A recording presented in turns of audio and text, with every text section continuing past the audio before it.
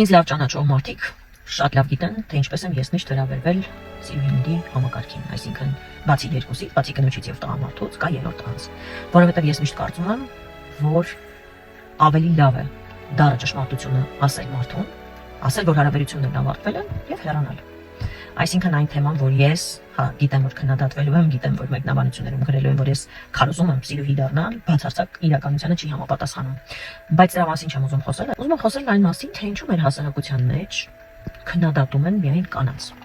Հատկապես կանայք։ Կանայք կանանց քարկոծում են,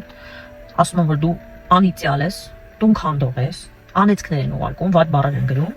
ասում են, որ դու սիրում ես եւ ոչ ոք չի մտածում, որ այս հարաբերության մեջ կա երկու կողմ, կա տղամարդ եւ կա կին, եւ եթե երկու չափահաս մարդիկ որոշել են նման քայլի գնալ, այս հարցում կա երկու կողմ եւ եթե մենք որոշում ենք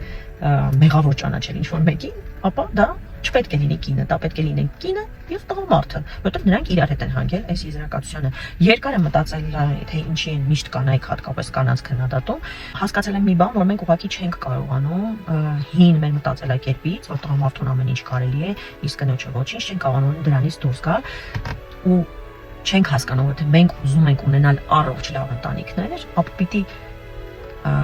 տղամարդը հարգի կնոջը, իսկ կինը տղամարդուն։ Ես կողմ եմ միայն այն ընտանիքներին, որտեղ երկու մարդ սիրում են, հարգում են իրար եւ անկեղծ են իրար հետ։ Իսկ երբ երրորդ անձ եւ տարիներ շարունակ մեկը մյուսին խաբում են, այնտեղ լավ ընտանիքի մասին խոսք լինել չի կարող։ Ես գիտեմ, որ շատ կանայք համարում են, որ դե կյանքում ամեն ինչ պատահում է, տղամարդը եւ կարող է եւ նման բան լինել, էլ չասեմ տղամարդկաց մասին,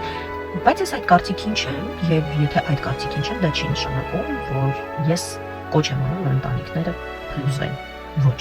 ես ուզում եմ, որ մենք ունենանք առողջ եւ լավ ընտանիքներ։